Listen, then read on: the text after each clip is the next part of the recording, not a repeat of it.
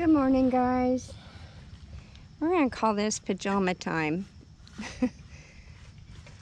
I had to go to the city yesterday begrudgingly because this governmental agency refused to change an appointment over the phone. They wanted me to come in person. So I had to go to the city. The air conditioner in my car is not working. We have replaced the tensioner pulley in the belt, and the air was just, it would not run. It was making a noise. It was 103 according to the thing, but the heat index was much higher. While I was up in the city, I got that done, changed the appointment, and then I thought, I'm here, I gotta grab a few things because I don't like to waste a trip. I was soaking wet. I brought water. I brought 2 jugs of water. I downed them. I got super dehydrated. I got really dizzy. I don't know what the heat index was, but it really hit me hard. My muscles started burning. I was really nauseated. I had no water left. Of course, I could have stopped and got something, but I was so ready to get home. I just drove home. By the time I got home, I was so crabby, so mad, and just thinking, why do I ever leave the farm? It's just nothing but chaos. And just the stupid reason before I left the farm that I had to go to this appointment to begin with. And I was just frustrated. Well, I was sick. I got too hot. And my muscles burned and cramped all night. I kept trying to replenish my body, but evidently I just could not rehydrate. I just didn't recover. And today I'm sitting here in my pajamas. That's why I'm not have the camera on me talking about this. I don't feel good. I'm so exhausted. I didn't sleep. It was hot. I just could not cool down, even though I took a cool shower. I mean, I started, I know you're not supposed to do this. I worked in the medical field. You are supposed to lower your body temperature gradually. So I got the shower water warm and then dropped it down gradually to cool. And I just kept down in the water, I made a smoothie with tons of berries, and a green tea for the water part. And I just kept trying and trying to feel better. And I'm telling you, I still do not feel good today. I've had all kinds of symptoms since I got the Rocky Mountain and rickettsia, and I just don't feel very good. And if I have anything like that happen to me, it seems to hit me pretty hard. And my muscles and joints are hurting so bad today, it's really weird. So I know I need to mow. My garden's like a weed monster. I just, you know, we've got a lot of rain. We just finished mowing, and it's already time to mow again just a few days later. It's just a lot. I really would like to just get some, I know we can't do the weed fabric here. The Bermuda grass goes right through it. I'm not kidding. That Bermuda grass it's the freaking devil. It is so invasive. I need something heavy duty to cover it up and choke it out. But I was watching my friend Rich at the Old Swedes farm, and he had an area that he put down the weed fabric, and oh, it just was so smooth. Didn't have to weed. I'm telling you, that's the way to go. I cannot keep up with the weeding. I cannot. It's just way too much. And mowing, I mean, look at the garden. That's weeds. I'm not able to run a what do you call it, weed whacker. I can't even start the darn thing. Number one, I cannot hold it with my injuries, and it's just too heavy and too much. Tom's so busy, it's just hard to keep up with. I would rather just get all this out, get the tractor out, get all that out, and just flatten this year. Let it get good and flat. Have Tom, if I can get him to do it, it's just time. Time is that always precious issue I have. Get this whole front of the farm part level at a slope, because we are on a gradient, and just get some silage tarps down. I mean, of course, you'll have to let the winter go through, and he's right. I've made that mistake before, letting the ground be too smooth and too soft before I cover it up. And then when I cover it up, then I sink down in it, and it creates all these little holes, and it's not good. I like the way he did that. Now I can have Tom compact it down with the tractor. He can make that dirt pretty hard. May have to just do that and then cover it up, because I don't know if y'all can see.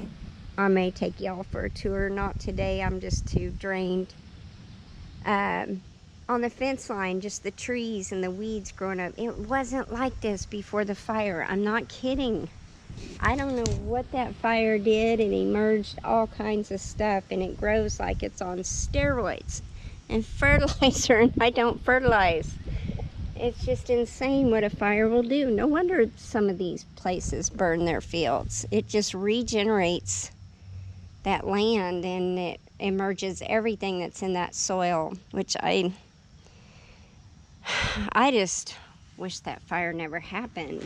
But it is what it is, and I've got to figure out a way to grow in this garden without all those issues. And the only way I perceive that is to get the ground level and cover it up.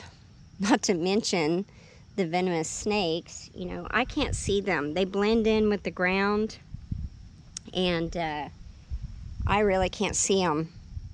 And I've had a few close encounters with some timber rattlers over the years, and you know, the other day, that copperhead. And the little ones are the worst, because they don't know when to stop. When they bite, they release all their venom, possibly. I mean, that's what they're known to do.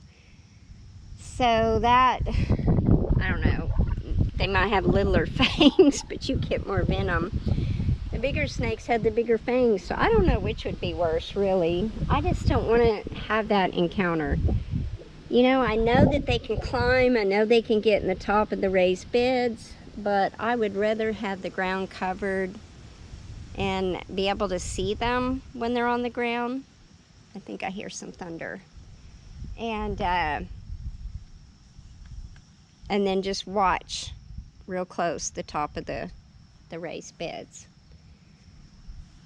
So, yeah, got that issue. And then sometime this weekend, I will show you guys that raised bed that I put the sunflowers in. Those sunflowers are not getting big. They're stunted, just like the other stuff. So that is definitely herbicide damage. I am definitely at this point going to go talk to the people that I got the soil from and let them know. The people are they're really good people. I've got good soil from them in the past. That's why I went with them after I got the bad soil from that other company that was recommended to me.